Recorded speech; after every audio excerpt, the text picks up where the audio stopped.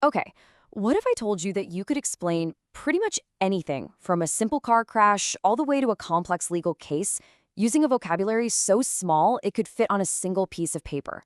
Well, that's the wild idea we're diving into today, how a tiny, tiny set of words can unlock a whole world of meaning. I mean, how would you even start? Seriously, think about it. Explaining a car accident, the legal system, or just your entire day with only 850 words. It sounds kind of impossible, right?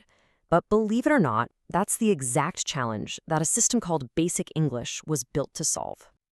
So, Basic English is basically a super simplified version of the language. It's all about clarity. The whole goal was to create this core vocabulary that literally anyone could pick up and use.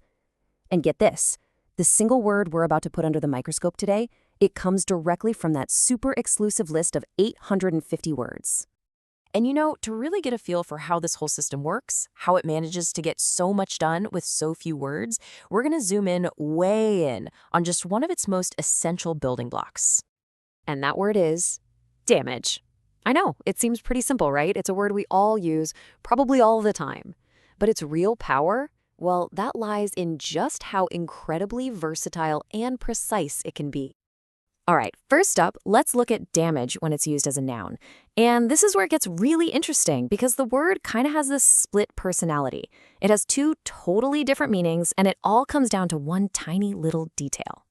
So on one hand, you've got damage. That's the noun for physical harm, for injury. But then, you just add an S, and suddenly you have damages, which is only about money paid as compensation. Just one letter, and the meaning completely flips from something physical to something legal and financial. It's wild. Right, so when you see a sentence like, there was very little damage to the car, we're talking about the real tangible stuff, the dents, the scratches, the broken headlights. It's the actual physical harm that you can literally see and touch. But then, you look at this next one. With damages, suddenly, we're not talking about the bent fender anymore. Nope. We are talking about the financial consequence of that bent fender. It's a whole legal concept all packed into that one little extra letter. Okay, so that's the noun side of things. Pretty cool, right? But this word doesn't just sit there describing stuff. It's also a word of action.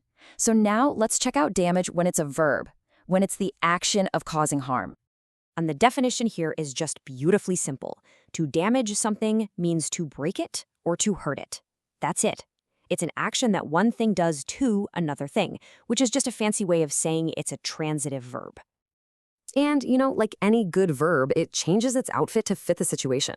So depending on who's doing the action and when it's happening, it can be damage, damages, damaged, or damaging. Let's look at an example. All those cigarettes have damaged her health. See how clear that is? You've got the cause and the effect, boom, right there. The action, damaged, directly links the cigarettes to the consequence. It's short, it's powerful, and there's just no misunderstanding it. And here's one more, just to really lock it in, this time on a bigger scale. The factory has caused significant damage to the local environment. So even here where the action is cause damage, you can see that same direct link. The factory is doing the action, and the environment is feeling the effect. The meaning is just completely unmistakable. Okay, so after that little deep dive, let's zoom back out for a second. Why does any of this matter? Well, because it really shows you the true power of using simple, precise language. I mean, just think about what we saw. One, single word, damage. And it carries three totally distinct, super precise meanings: physical harm, financial compensation, and the action of hurting something. This is how a system like Basic English can actually work. It doesn't need three separate words because one perfectly chosen word can do the job of all three. See, real simplicity isn't about being vague. It's about being incredibly, incredibly precise with the few tools you have. And that really gets to the heart of it all. True clarity, the kind of communication that can be understood by anyone, anywhere, it doesn't come from knowing a million big words. It comes from absolutely mastering the fundamentals. It's all about breaking down complex ideas using clean, simple, powerful building blocks. So, we'll leave you with this one thought. We just watched how one single word can perfectly explain physical harm, a legal action, and cause and effect.